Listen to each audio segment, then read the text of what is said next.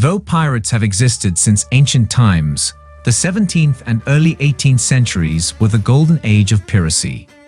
More than 5,000 pirates were said to be at sea at the time. Folks have always been willing to rob those transporting goods on the water throughout history.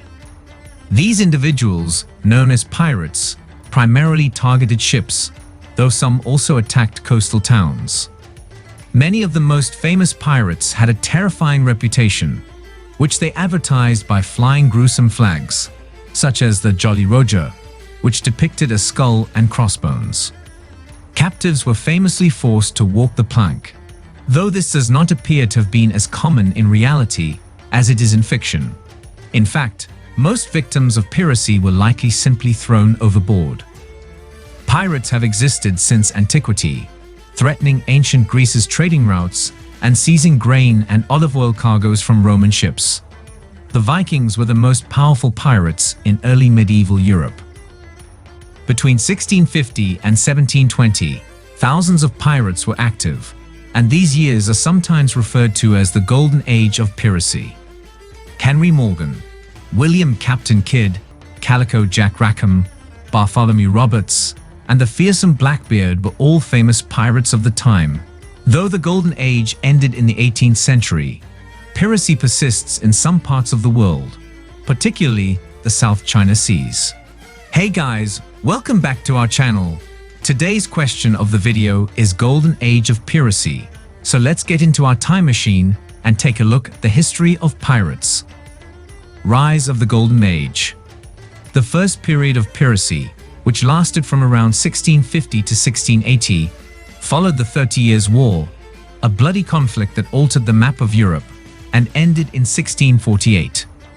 Buccaneering reigned supreme in the Caribbean. Buccaneers were a very loose coalition of English, French, and Dutch men who hunted wild cows and pigs, jerked the meat, and sold it around Jamaica, Tortuga, and Hispaniola. Francois L'Olonais and Sir Henry Morgan are two well-known buccaneers.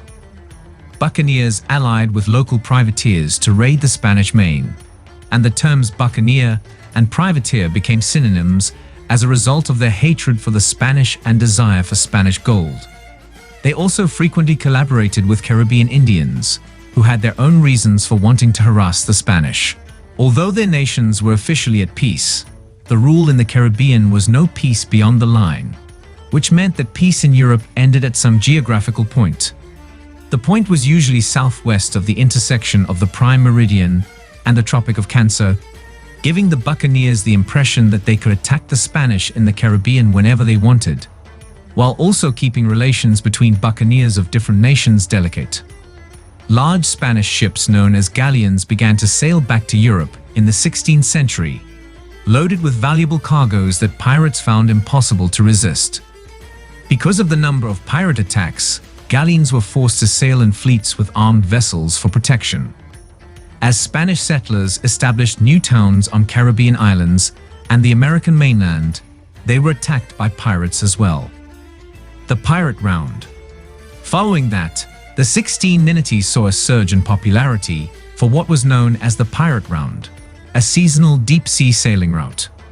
By around 1680, the English and French governments had made their policies so hostile to Caribbean piracy that some of the more daring pirates began venturing into deeper waters, including the Red Sea and the South Seas.